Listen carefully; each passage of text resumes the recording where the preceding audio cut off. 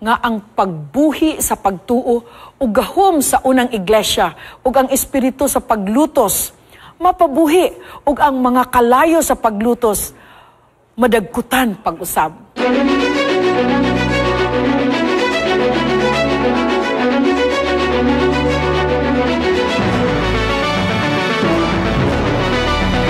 Ang uluhan sa atong topiko niining kagab-ihon ang sinugdanan sa dautan. O kini nga mga panghitabo, makapausab gayud kini kanako o kanimo sa atong kaugmaon. As we open the pages of this book, we will answer the following questions. Dunay upat ka mga pangutana, mga higala ko. Una, unsa ang sala? Ang ikaduha, kinsa si Lucifer? Ang ikatulo, nganong dunay grasya? The number 4, unsa pagbuntog ni Kristo si Satanas. Gimugna sa Dios ang mga manulunda sa langit nga hingpit na sayod ta ni ana. Ug kini si Lucifer nga ilang pangulo gibuhat usab nga hingpit apan ngano nga mitungha ang dautan ilalom sa panggamhanan sa Dios. Dili ba walay utlanan ang iyang kaalam? Mga higala ko, dili hitupngan ang iyang gahom. Ug walay kinutuban ang iyang gugma. Abi niyang balaang kasulatan dinhi sa Colossians, okay? Colossians 1:16, nagkanayon, kay pinaagi kaniya gibuhat ang tanang butang, diha sa langit, ug dinhi sa yuta, makita ug dili makita, mga lingkuranan nga harianon. Ug unang pangutana, mga higala ko, ningon dinhi sa Colossians 1:16, kay pinaagi kaniya gibuhat ang tanang butang diha sa langit ug dinhi sa yuta, makita ug dili makita, ang gihimo sa Ginoo para gyud sa kaayuhan sa tawo. Apan dunay pangutana, mga higala ko, unsa man ni ang sala? Giunsa paghulagway sa mga eksperto nga manunulat kining pulong nga sala. Ang Oxford Dictionary naghulagway sa sala, ingon nga paglapas, batok sa balaang balaod. And Ellen G. White also naghatag sa samang kahulugan, ang sala mao ang paglapas sa balaod. Ug gihulagway usab sa balaang kasulatan, ang pulong sala sa daghang paagi aron ipakita ang iyang kinaiya ug epekto. Sin is seen as breaking God's law, and this is an act of rebellion against the commandments of God. In 1 John 3 verse 4, 1 John chapter 3 verse 4, nag-ingon dinhi, ang tanan nga nagahimog pagpakasala, nagahimog paglapas sa sugo, kay ang pagpakasala maumay paglapas sa sugo. Mga kaigsuunan, 1 John 5:17, nagkanayon pagyud dinhi nga ang tanang kalapasan mao ang pagpakasala. Ang tanang kalapasan, sin is like an unwanted guest, an intruder, or a trespasser. Bisan kinsa nga musulay paghatag og pabor niini, siya nagdepensa sa sala. Now, daghan ang mga katawan o dunay mga tao nga nag-ingon, if someone gives a good description of sin, it can no longer be called sin. Daghan ang napakya sa pagsabot sa dakong suliran sa kadautan, mga higala ko. Sila naning kamot sa pagpangita sa mga butang nga wala gipadayag sa Dios. Tungod niini, wala sila makakaplag og kasulbaran sa ilang mga kalisdanan. Busa, nagpatigbabaw ang ilang pagduha-duha ug mao kini ang ilang gihimong rason aron dili sila mudawat sa mga pulong nga nahasulat sa balaang kasulatan. Ang Dios dili gayud malipay sa pinugos nga pagtahod. Gihandom niya nga kita mo alagad kaniya pinaagi sa gugma. Ang tanan gihatagan og kagawasan. And the Bible says in 1 Peter 2:16, nagkanayon pag kinabuhi kamo ingon nga mga tawong may kagawasan, mao lamang nga dili ninyo paggamiton ang inyong kagawasan. Ingon nga takuban sa pagbuhat og dautan, pag kinabuhi kamo, ingon nga mga ulipon sa Dios. Apan adunay usa nga mituyo sa pagdaot ni ini nga kagawasan, mga higala ko. Ang sala ug kalaglagan nagsugod kaniya. Kinsa siya? Si Lucifer. Kinsa man ni si Lucifer? Sunod kang Kristo, si Lucifer mao'y labing pinasidunggan sa Dios. Gitahod o gihigugma siya sa langit nun nga panon. Gihatagan siya sa talagsaon nga katahom o hataas nga kaalam, mga higala ko. He is the prince of the angels. In Ezekiel 28:12-15, Ezekiel chapter 12:15, nagkanayon, ikaw mao ang dinihog nga kiruben, nga nagatabon, ug ako nagapahimutang kanimo sa pagkaagi nga ikaw diha sa balaan nga bukid sa Dios. Ikaw gasaka kanaog sa taliwala sa mga bato nga kalayo. Ikaw hingpit sa mga baton nga kalayo.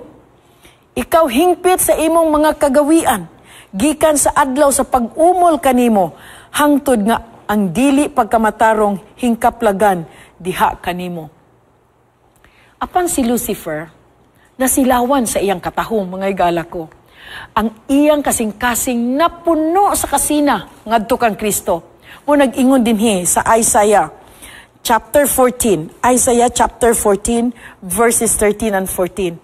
Ug ikaw miingon diha sa imong kasing-kasing, ako mo kayab ngadto sa langit. Ituboy ko ang akong trono sa ibabaw sa mga bituon sa Dios. Ug ako magalingkod sa bukid nga tigumanan, sa kinatumyan mga dapit sa amihanan. Verse 14, mukayab ako sa ibabaw sa kahitasan sa mga panganod. Himuon ko nga ang akong kaugalingon mahasama sa hataas o yamot. He is very proud of himself, right? Sige siya tudlo sa iyang kaugalingon. Apan wala niya gipasidunggan ang iyang hataas nga dungog, ingon nga gasa sa Dios. Hinuon, nagpatigbabaw ang iyang handom sa pagpataas sa iyang kaugalingon aron mahisama gayud sa Dios. Ani ang mga ngilad nga kinaiya ni Lucifer? I will show you. Number 1, si Lucifer, masinahon. Walay katagbawan ug dunay dili makontento nga kasing-kasing. Si Lucifer, mga higala ko, giila nga pangulo sa mga manulunda. Apan si Kristo, maoy giila nga labaw sa halangdon sa langit.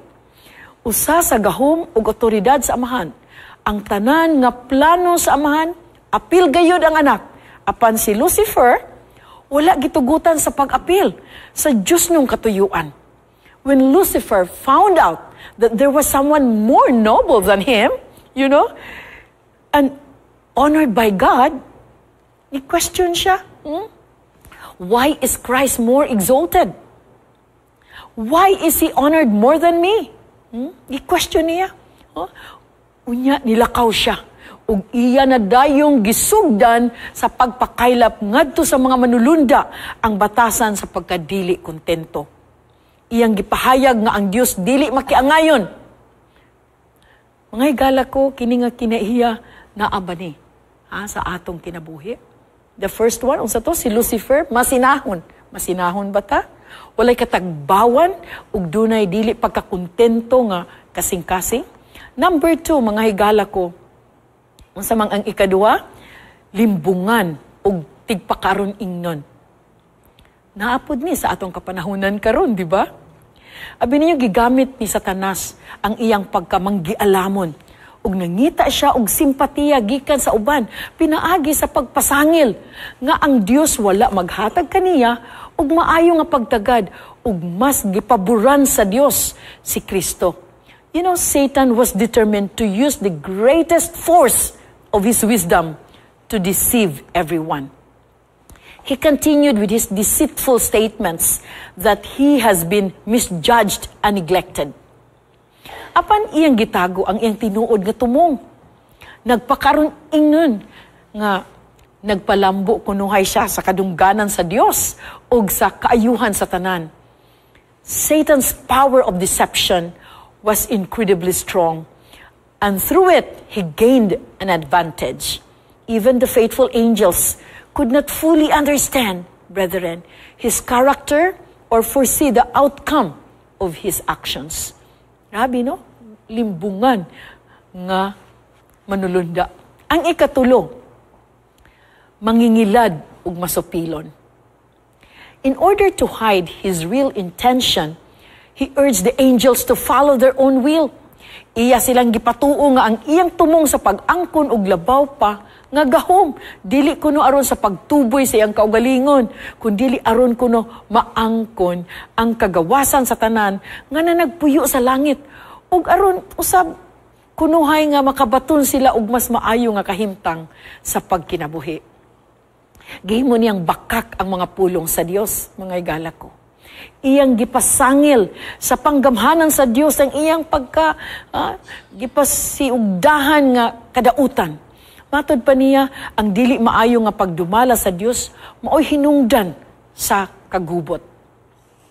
And then the last one, description of or attributes of Satan is bakakon siya ug usa ka rebelde. Gikan sa pagpangdaot ug klaro nga pagpamakak, mga higala ko, na masangil siya nga si Kristo kuno dunay plano nga pakaulawan siya at tubangan sa tanan. And he told the angels that those who would not submit to him would be accused of having no love for the welfare of the heavenly beings. Daghan ang nadani sa pakig-usa kaniya, sa pag-alsa batok sa langit nun nga kagamhanan. And this was where the rebellion in heaven began. And God's host of angels was divided from the rebellious forces of angels who had been deceived by Satan. Pila gani ka porsyento ang nahulog kauban ni Satanas?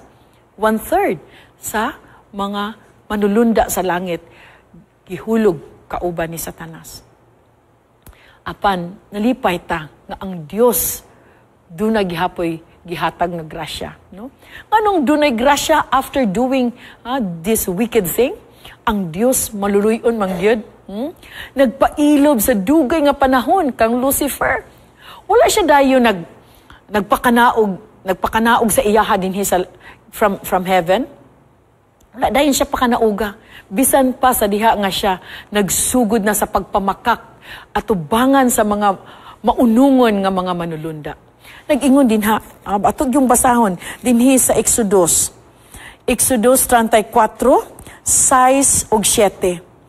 Si Jehovah, usa ka Dios nga maluluyon, mapuanguron, mahinay sa pagkasuko, ug dako sa mahigugmaong kalulot alang sa libo ug nagapasaylo sa pagkadautan, ug pagkamasukihon ug sa sala ug sa walay bisan unsa nga paagi magapangaturangon iyang patarungon gyud ba ang dautan.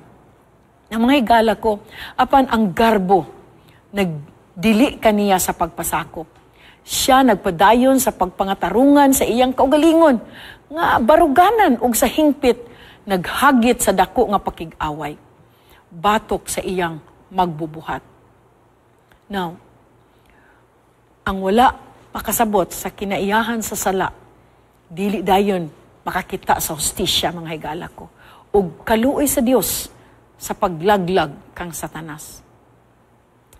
Kung giwagtang padayon siya, silang tanan mag-aalagad unta sa Dios. Tungod sa kahadlok, inay sa gugma. Let us remember that God is pleased when we serve Him because we loved Him. Gilugwayan sa Dios ang pagpuyo ni Satanas sa langit tungod kay kinahanglan nga tugutan ang dautan nga moabot sa iyang hingpit nga pagkahamtong. Satan must fully develop his principles so that his accusations against God's divine authority can be seen in their true light by all creations. And this will show God's justice and mercy. Si Satanas, ipalayas, gikan sa langit. This is the time. Human gihataga grasya, karon ipalayas na gid siya sa langit. Sa usa ka kasabutan, si Satanas nagpamatuod nga kung wala pa sila badlunga, dili gayud unta sila magrebuilde. Iyang gisaway ang balaan nga kalagdaan ingon nga babag sa ilang kagawasan. Ug siya nagpamatuod nga kung ang kasuguan mabungkag, sila mahigawas gikan sa mga balaod sa Dios. Aron sila makabaton sa mas labaw kamahimayaon nga kahimtang sa pagkinabuhi. Pagkatapos sa away didto sa langit, si Satanas nagpadayon gihapon sa pagpangatarungan. Iya silang gipatuo nga sila ang mga inosenteng biktima sa madaog-daugon nga gahom. Hangtod nga gihulog siya og ang iyang mga panon nganhi sa yuta. Hangtod nga dinhi ang iyang panon na agyo dinhi gihagbong dinhi sa yuta. Ang pagka-rebuild niya gipadayon dinhi na gyud mismo sa atong planeta. Ang sama nga espiritu mga higala ko nga nagpadasig sa rebellion sa langit, nagdasig gihapon sa rebellion dinhi sa yuta. Ang espiritu ni Satanas mauna karon ang naghari sa mga tao nga malapason. Giatbangan ni Satanas ang matagpulong ni Kristo. Ang iyang kasing-kasing na puno sa halalom nga kasilag, pagdumot ug pagpanimalos. Ug nabuntog gayud kini, ang pagbuntog sa dautan nahitabo. Diha sa pagwagtang ni Satanas gikan sa langit, gipamatud-an sa Dios ang iyang hustisya ug pagtipig sa kadungganan sa iyang trono. God gave the truth of His love by offering His only Son to die for the salvation of this sinful generation. You know, the Bible says in 2 Corinthians 5:19. 2 Corinthians 5:19, nagkanayon nakita usab nga samtang si Lucifer nagaabli sa pultahan sa sala tungod sa iyang handom alang sa dungog ug pagkalabing hataas, si Kristo sa tuyo sa paglaglag sa sala nagpaubos sa iyang kaugalingon ug nagmatinumanon hangtod sa kamatayon. Si Kristo sa tuyo sa iyang paglaglag sa sala nagpaubos sa iyang kaugalingon. Ug nagmatinumanon gayud hangtod sa kamatayon, mga higala ko. Ang kamatayon ni Kristo, maoy lig-on nga katarungan alang sa tao nga dili mabuntog. Pinaagi sa paghinulsol ug pagpaubos, kita mo daog, mga higala ko. Maingon nga ang anak sa Dios nagmadaugon, batok sa gahom ni Satanas. Ang kamatayon ni Kristo, maoy lig-on nga katarungan alang sa tao nga dili mabuntog. Pinaagi sa paghinulsol ug pagpaubos, kita mo daog. Maingon nga ang anak sa Dios nagmadaugon, batok sa gahom ni Satanas. Mga kaigsuonan, atong paningkamutan nga sa atong pagbuhat, dili unta kita mahisama mga kinaiya nga naa sa atong kaaway, atong makinabuhian. Atong pangayuon ang tabang sa Ginoo.